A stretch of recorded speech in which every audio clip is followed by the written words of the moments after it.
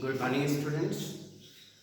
हम class 11th में इसके पहले अकाउंटेंसी में रिवीजन कर रहे थे। रिवीजन में हम लोग ने चैप्टर नंबर 1 किया था, लेक्चर 1 हो गया था, एक लेक्चर हो गया था। इसमें चैप्टर 1 का सेकेंड लेक्चर है। फर्स्ट वाले में हमने आपको अकाउंटिंग के बारे में बताया था, अकाउंटिंग का डेफिनेशन क्या होता है, अकाउंटिंग क्या होती है, अकाउंटिंग के यूजेस क्या है, एडवांटेज क्या है, डिमेरिट्स क्या है। अब हम लोग को पढ़ना बुक कीपिंग क्या होता है, क्योंकि ये दो वर्ड है, अकाउंटिंग और बुक कीपिंग दोनों अलग अलग होते हैं। तो हम लोग इसकी बात करते हैं क्लास 11th, ये अकाउंटेंसी का है अकाउंटेंसी की। तो हम लोग सबसे पहले इसमें जो टॉपिक पढ़ना है वो बुक कीपिंग पढ़ना है।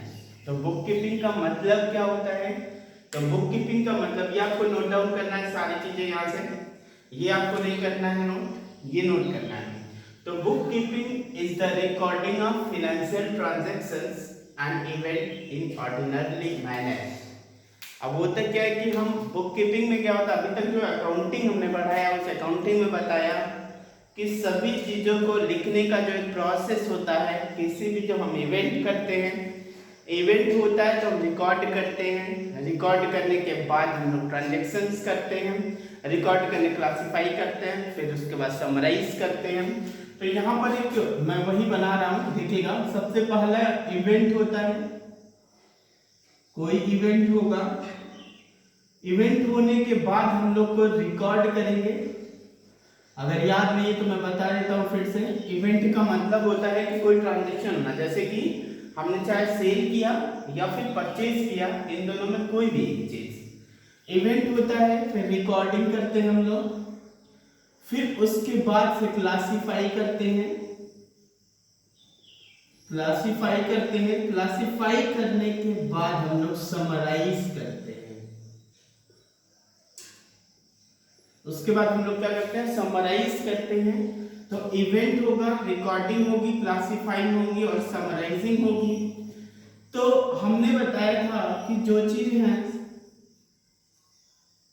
रिकॉर्डिंग, क्लासिफाइंग, समराइजिंग, हाँ ठीक है।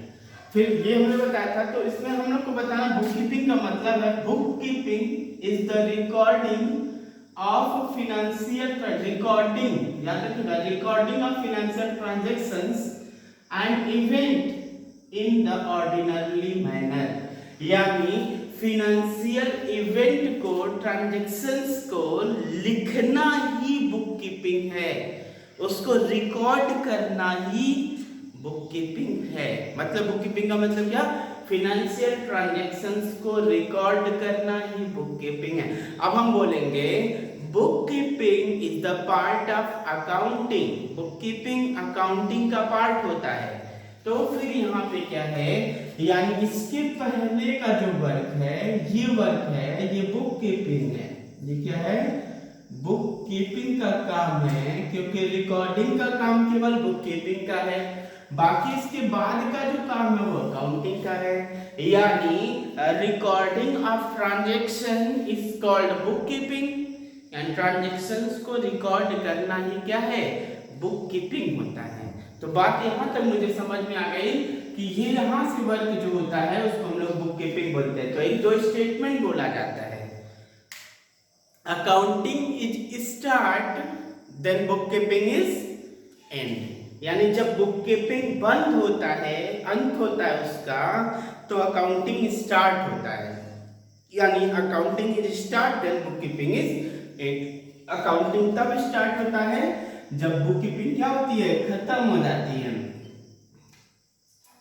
क्लासिफिकेशन वर्क से लेके आगे जितने भी हम वर्क करते हैं वो सब अकाउंटिंग के वर्क होते हैं। यानी book keeping is the recording of financial transactions and event in ordinary manner. Ordinary manner में फाइनेंशियल ट्रांजैक्शन को रिकॉर्ड करना ही बुक कीपिंग होता है।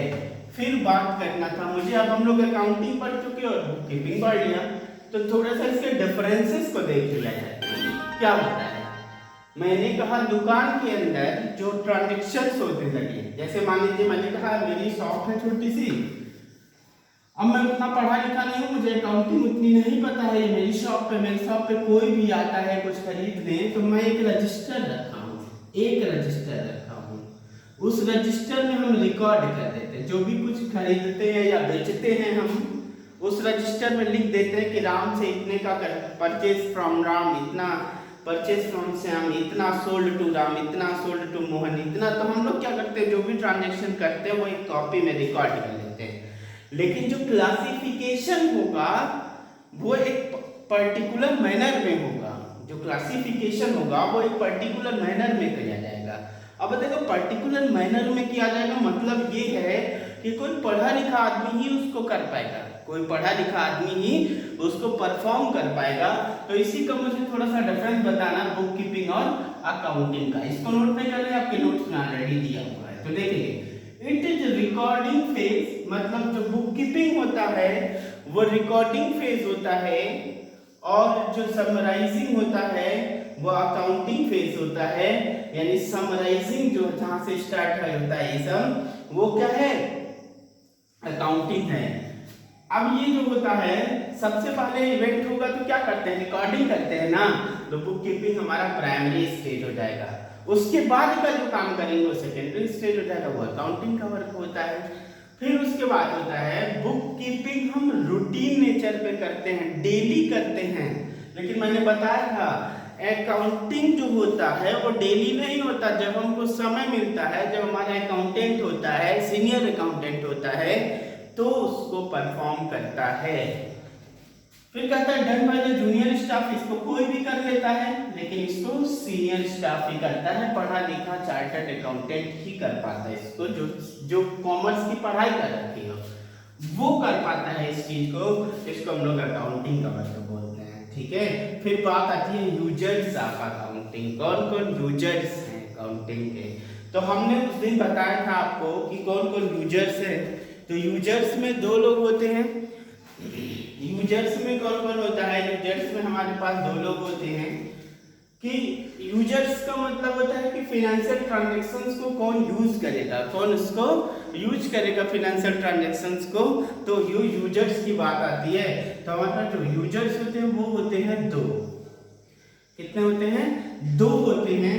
एक होता है इंटरनल यूजर और एक होता है एक्सटर्नल यूजर।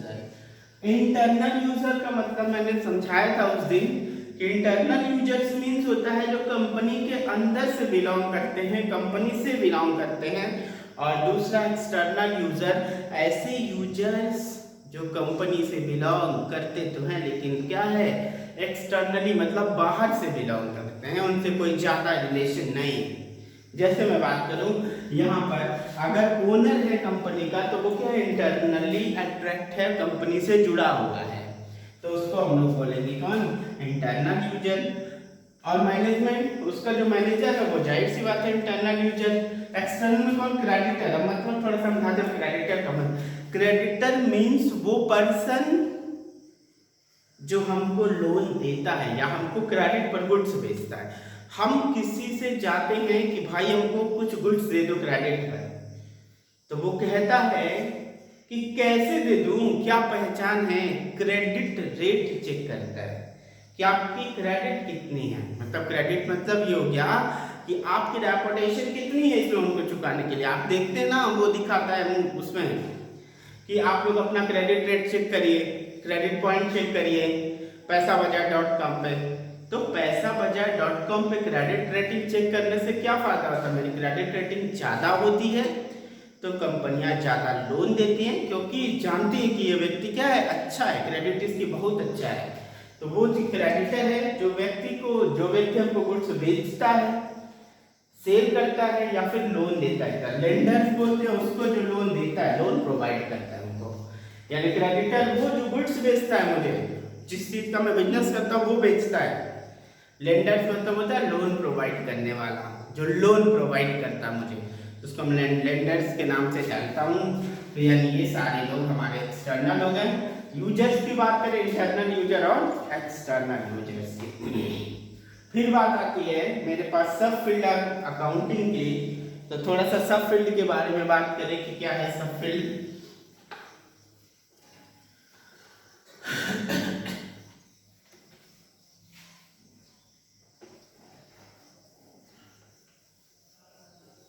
देखेंगे सबसे पहला है फिनेंशियल अकाउंटिंग, सबसे पहला काम क्या है? Financial accounting. तो फिनेंशियल अकाउंटिंग का मतलब होता है फिनेंशियल अकाउंटिंग।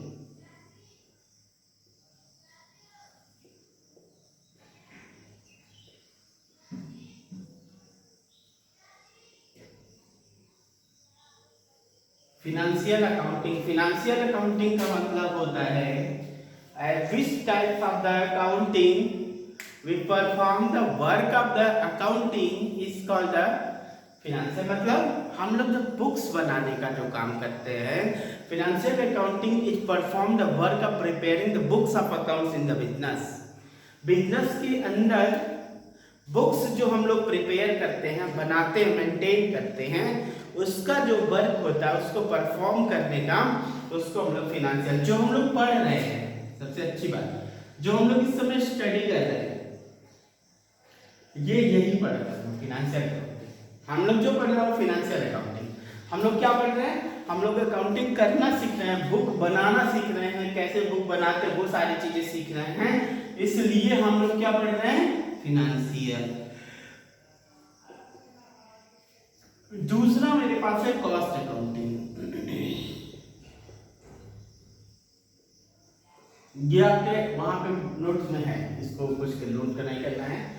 कॉस्ट अकाउंटिंग का मतलब होता है, जैसे एक बात सुनिए, मान लीजिए ये मोबाइल फोन है, ये मोबाइल फोन है, मैं इसको खरीद के लाया हूँ मार्केट से, मैं सेलर हूँ, मोबाइल बेचता हूँ, ध्यान रहे मैं मोबाइल का सेलर हूँ, मैं मोबाइल बेचता हूँ। इस मोबाइल को मैं परचेज करके लाया हूँ अपने बुक्स में, ये मेरी बुक है, इस बुक में मैं रिकॉर्ड कर रहा हूँ कि परचेज किया ये मोबाइल हमने 10,000 का। अब इस मोबाइल को बताइए मैं सेलर हूँ तो क्या 10,000 का ही बेचूंगा? क्या नहीं ना, इसमें कुछ प्रॉफिट जोड़ के बेचूंगा। मतलब जब इसको मैं सेल करूंगा तो ये 12,000 का सेल करूंगा, जब इसको बेचूंगा तो 12,000 12,000 रुपए का बेचूंगा। तो बताइएगा इसमें जो प्रॉफिट आ रहा है वो आ रहा है 2,000 का, आ रहा है कि नहीं आ रहा? मतलब उस 10,000 में 2,000 एडेड है। तो मुझे समझाना है कॉस्ट क्या होता है, ये समझ जाऊंगा कि अकाउंटिंग तो समझ में आता ही है। मतलब ये जो गुड्स बना है, ये जो गुड्स 10,000 का है, यही वो कॉस्ट प्राइस है। जो 10,000 का गुड्स है वही, यानी जितने का हम गुड्स खरीद के लाते हैं बेचने के लिए, जितने का गुड्स खरीद के लाते हैं बेचने के लिए, वो परचेज किया हुआ प्राइस ही कॉस्ट बोला जाता है। दूसरी बात समझिए, नहीं समझ में आता, जैसे ये बुक है, ये बुक है, इस बुक को बनाने में, इस बुक को बनाने में जो भी खर्चा हुआ होगा वो सभी खर्चे को कॉस्ट बोला जाएगा। जैसे ये बुक बनाया गया तो प्रिंटिंग का लग गया था पैसा, मान लीजिए 10 रुपए, प्रिंटिंग का 10 रुपए लगा था। जो इसके पेपर हैं, पेपर का 30 रुपीज लग गया था। गवर्नमेंट को जो टैक्स दिया था वो 10 रुपीज दिया था। ये बुक बन के तब तो तैयार हुई ना, कि हमने क्या किया, तो हमने ये किया, और उसके बाद मशीन बनाया होगा, मशीनरी का खर्च आ गया 10 रुपए का। एक मशीन है जिस मशीन में ये बनती है, अब इसको बनाना है तो हमको क्या करना होगा, सबसे पहले पेपर खरीदना होगा, तो हमने 30 रुपए का पेपर खरीद लिया इसका। फिर हमने प्रिंटिंग का 10 रुपए दे दिया, हमने टैक्स दे दिया 10 रुपए का, हमने मशीन का खर्चा दे दिया 10 रुपए का जहां बनेगा। अब बताइएगा इसको बुक को बनाने में कितने का खर्चा गया? 60 रुपए की खर्चा गई। तो इस बुक की जो कॉस्ट है वो कितने की है? 60 रुपए की है। ऐसे ही किसी भी गुड्स को बनाने के लिए, मैन्युफैक्चर करने में जितना पैसा खर्च होता है उसी को कॉस्ट बोला जाता है। जैसे लेबर का खर्च होगा, मशीन का खर्च होगा, रूम का रेंट का खर्च होगा, मशीनरी में कुछ पार्ट पुर्जे लगेंगे, उसका ऑयल फ्यूल लगेगा, वो भी, ये सारी चीजें कॉस्ट होती हैं। कॉस्ट का मतलब मैन्युफैक्चरिंग के जो एक्सपेंसेस होते हैं, जो खर्चे होते हैं, वही कॉस्ट होता है। बात समझ में आए? दूसरी बात बोल सकते हैं, जितने का परचेज करके लाएंगे वही हमारे लिए कॉस्ट होता है। तो अब कॉस्ट का ये मतलब होता है कि क्या, जब हम करते हैं, अब बताइए किसी कंपनी के अंदर कोई गुड्स बनाने वाला है, ये फिनेंशियल अकाउंटिंग कौन बनाता है? जैसे जो सेलर है वो फिनेंशियल अकाउंटिंग फॉलो करता है, लेकिन जो मैन्युफैक्चरर है वो क्या जानना चाहता है कि किसी गुड्स को बनाने में कोई चीज कैसे डिसाइड होती है, ये मार्केट कैसे डिसाइड हो गया कि ये 25 रुपए का ही बिकेगा मार्केट में। ये कॉस्ट अकाउंटिंग बताया कैसे, वो कहा है इसको टोटल बनाने में जो खर्चा है वो 20 रुपए का आया है और 5 रुपए का कंपनी का प्रॉफिट है, तो ये मार्कर 25 का बिकेगा। इस मार्कर को बनाने में खर्चा 20 का, मार्केट के अंदर उसकी प्रॉफिट है 5 का, तो यह बिकेगा कितने का? 25 रुपए का। तो बताइएगा ये जो बनाने में जो खर्च आया है इसका पूरा, तो वो कौन बताएगा? ये कॉस्ट अकाउंटिंग बताता है कि कितना मैन्युफैक्चरिंग का कॉस्ट आया है, खर्चा आया है। गुड्स का प्राइस डिसाइड करना ये कॉस्ट अकाउंटिंग का वर्क होता है। ये कौन बनाता है? कॉस्ट अकाउंटिंग फॉलो करने वाले मैन्युफैक्चरर होते हैं, जो मैन्युफैक्चरिंग का वर्क करते हैं। थर्ड कौन सा अकाउंटिंग है? थर्ड है हमारे पास मैनेजमेंट अकाउंटिंग। मैनेजमेंट अकाउंटिंग, तो बात सुनेंगे मैनेजमेंट अकाउंटिंग का मतलब। आप सुने होंगे बहुत सारे लोग मैनेजमेंट अकाउंटिंग में क्या होता है, एमबीए का नाम सुने होंगे। एमबीए जो लोग करते हैं वो क्या करते हैं? वो मैनेजमेंट ही पढ़ते हैं। आप लोग सुने होंगे आपके घर में कोई भी एमबीए कर रहा है, कोई गर्ल्स है या कोई बॉयज है, एमबीए कर रहा है, एचआर से कर रहा है। एचआर का मतलब ह्यूमन रिसोर्स होता है। ह्यूमन रिसोर्स मतलब लोगों को कैसे काम करवाया जाएगा, वर्कर को, वो स्पेशलिटी उनको एमबीए में दी जाती है। एचआर से मान लीजिए कर रहा है, तो बताइए वो कैसा काम करने का प्रयास करो, वो मैनेजमेंट करने का प्रयास करा, प्रोडक्शन मैनेजर का काम। पॉलिटेक्निक लोग करते हैं प्रोडक्शन से, तो प्रोडक्शन से पॉलिटेक्निक या प्रोडक्शन से ये लोग मैनेजमेंट कर लेते हैं, तो वो लोग क्या करते हैं? मैनेजिंग का काम करने का करते हैं। तो वो कौन सा चीज फॉलो करते हैं? मैनेजमेंट अकाउंटिंग फॉलो होती है। कौन सा अकाउंटिंग? Management accounting. ये सारी चीजें हम लोग को नहीं पढ़ना, हम लोग को सिर्फ ये पढ़ना है, लेकिन हम जानकारी के लिए बस इसको एक्सप्लेन करते हैं। ये सारी चीजें आप लोग को सीए में पढ़ेंगे, यहाँ नहीं पढ़ेंगे। फिर मैनेजमेंट अकाउंटिंग, फिर एक और होता है सोशल रिस्पॉन्सिबिलिटी। सोशल रिस्पॉन्सिबिलिटी, ध्यान देंगे क्या है सोशल रिस्पॉन्सिबिलिटी का मतलब क्या होता है? सोशल समाज के लोग, रिस्पॉन्सिबिलिटी मतलब होता है जिम्मेदारी, ठीक है ना। अब जरा मतलब सोशल रिस्पॉन्सिबिलिटी ये पहले नहीं था, ये बाद में ऐड किया गया। हर कंपनी, हर बिजनेस के लिए, हर बिजनेसमैन के लिए ये कंपलसरी कर दिया गया कि सबको सोशल रिस्पॉन्सिबिलिटी फॉलो करना है। सोशल रिस्पॉन्सिबिलिटी में ये कि अगर मान लीजिए मेरे पास एक फैक्ट्री है, मैं एक कंपनी बनाया हूँ, कुछ मैन्युफैक्चर कर रहा हूँ, तो वहां पर बहुत सारे कार्बन डाइऑक्साइड निकलेंगे, CO2 ज्यादा निकलेगा, तो उससे क्या होगा? वातावरण वहां का जो होगा वो दूषित हो जाएगा। वो क्या हो जाएगा? पॉल्यूशन वहां पे क्रिएट करेंगे। पानी जो निकलेगा वो खराब सा पानी निकलेगा, डस्ट होगा पानी का, जिससे क्या होगा? नदियां खराब होंगी मेरी, वहां के आसपास के लोगों का जनजीवन बेकार सा होगा। और क्या होगा? वहां की जो जमीनें हैं जहाँ पे खेती होती थी, वहां पे प्रोडक्शन होगा, तो वो खेती एग्रीकल्चर नहीं हो पाएगा, बहुत सारे पेड़ पौधे काट दिए जाएंगे। तो सरकार ने 2004 या 5 में सोशल रिस्पॉन्सिबिलिटी अकाउंटिंग ही इंट्रोड्यूस कर दिया, सबके लिए कंपलसरी कर दिया कि जो लोग भी कंपनी बनाएंगे भाई, उनको कुछ ना कुछ सोशल एक्टिविटी करनी ही पड़ेगी। मैं एग्जांपल देता हूँ, जैसे जलान TNT सरिया का आप लोग नाम सुने होंगे। जलान की फैक्ट्री है, गैलेंट का नाम सुने होंगे, गैलेंट की एक सरिया आती है, फैक्ट्री है, इस्पात लिमिटेड एक कंपनी है, गैलेंट इस्पात लिमिटेड सागनवा गीडा है। अब क्या है, गैलेंट इस्पात लिमिटेड ने बहुत बड़ी कंपनी है, जब वो बनी तो बहुत सारे पेड़ भी काटे गए। वो क्या क्या प्लांटेशन करवाया, बहुत बहुत सारी जगहों पे। और गांव के अंदर, वहाँ के आसपास के गांव के अंदर जो प्राइमरी स्कूल होते हैं बच्चों के, खिचड़ी वाले स्कूल, उस स्कूल को डेवलप करने का काम किया, वहाँ पे कॉन्वेंट जैसी फैसिलिटी प्रोवाइड करने का काम किया है। ऐसा कर रहा है वो क्यों?